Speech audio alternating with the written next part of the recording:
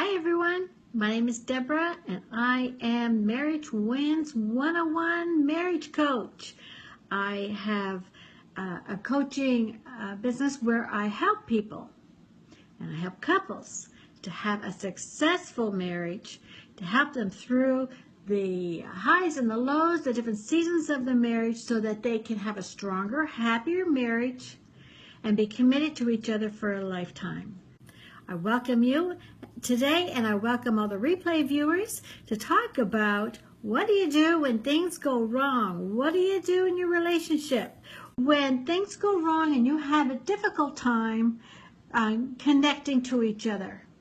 When you have a tough time in your marriage, we all have tough times in our marriages, don't we? From time to time, we disagree. We're all individuals, and so we all have times when we disagree and we come to blows. And we just have a difficult time communicating sometimes because one person thinks they're right, the other person thinks they're right, and the two rights don't come together. So what do you do when that happens? What do you do? Oftentimes, people don't pull together. But for a successful marriage, when we disagree, we need to find a way that we can pull together. So that we work together as a team, we continue as a team, continue as a partnership, and we go through the tough times together. But that is tough at times because emotions get in the way.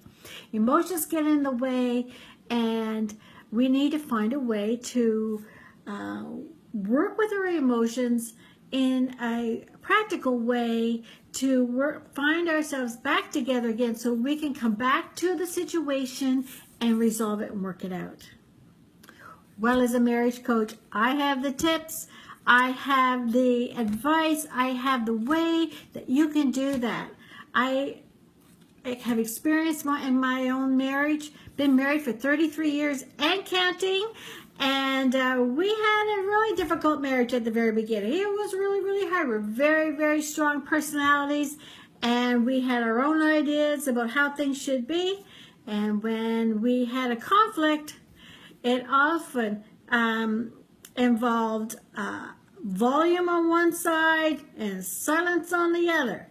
And there's no communication when that happens. When the volume goes up, so do the walls. When the silence happens, there's no communication at all. So how do you get across the walls? And how do you get back to talking with a proper voice, watching your tone, being civil, start adulting, and start coming together as a married couple who wants to work things out and not just get their own way? For the sake of the marriage, for the sake of the family, for the sake of the relationship, we need to find ways to work things out when tough times come. Now, sometimes there's tough times that we have faced that have nothing to do with a disagreement. Sometimes life just gets in the way. Sometimes life is hard. Life is hard. I'll tell you something that just recently happened here in my marriage.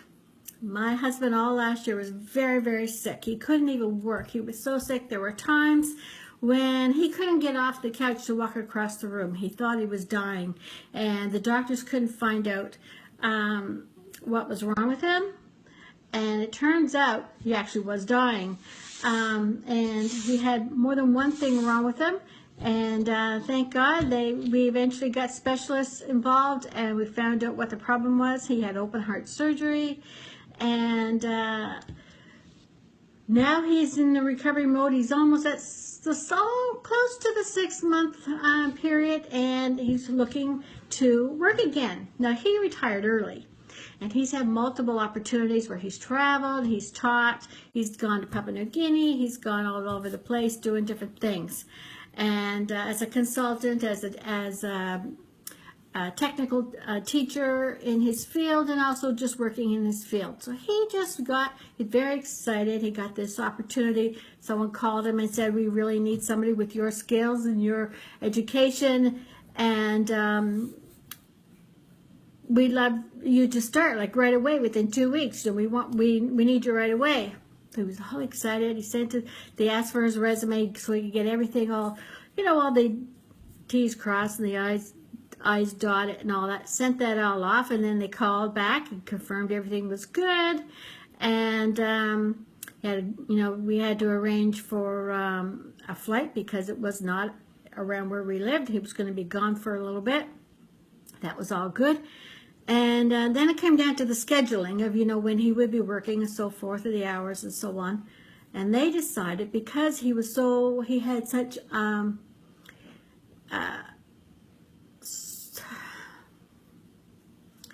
he has multiple tickets. And if you know about instrumentation, electronics, and computer and all that, he has multiple tickets. And because he is so skilled and educated in his field, they decided they wanted him to work the night shift because they really needed somebody who could be, kind of an overseer of the shift there. And it was like, whoa. And then so he hung up the phone and we talked about it, and it was like, this isn't going to work.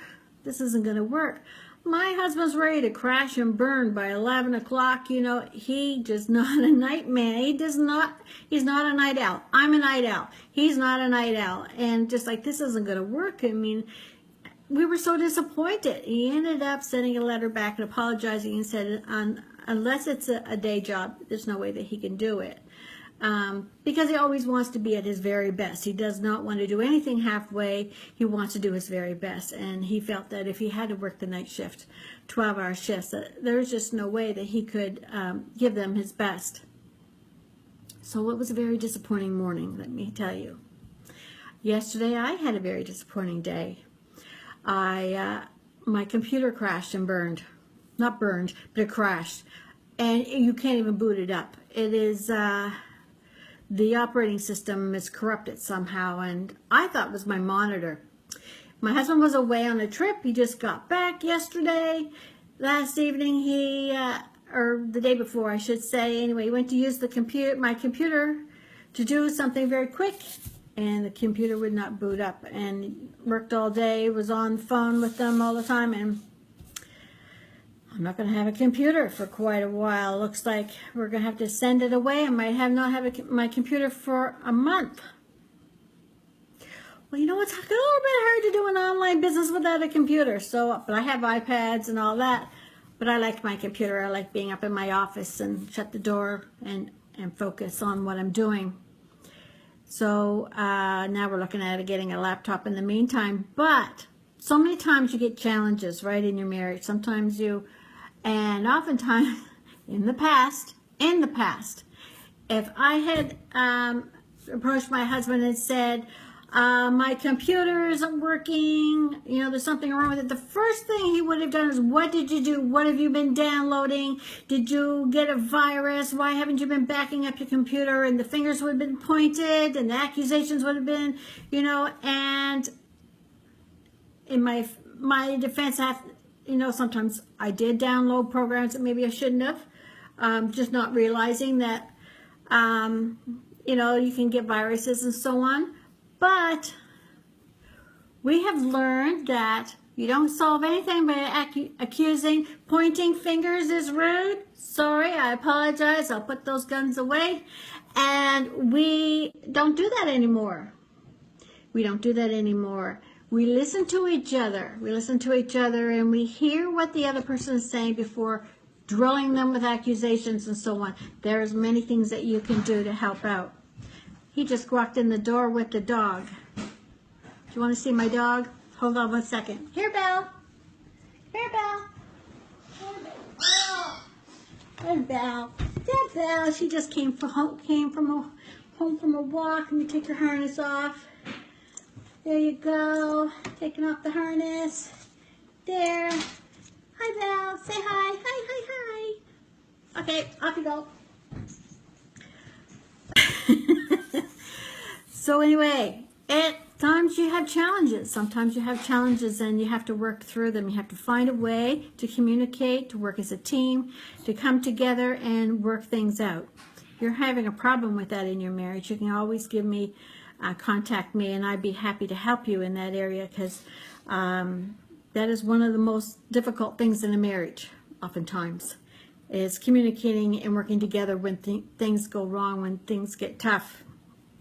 You can do that by finding my Marriage Twins 101 on Facebook.